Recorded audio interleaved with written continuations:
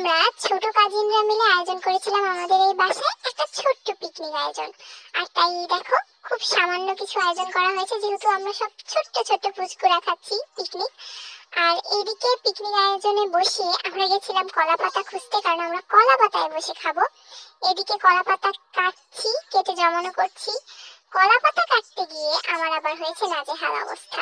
কলা পাতা ধুয়ে দেখি হাতে প্রচুর পিঁপড়া কামড়েছে, সেই জন্য আমি হাতে মলম লাগাচ্ছি। বাই দ্য ওয়ে, এখানে আম্মু মশলা বাটাবাটি শুরু করে দিয়েছে। আর বাহিরে যেহেতু অনেক রান্না, তো বাইরেও চুলায় রান্না বসানো হয়েছে। চুলায় রান্না করার সময় আমরা চলে গেছিলাম ছাদে একটু টুকটাক ছবি তুলতে।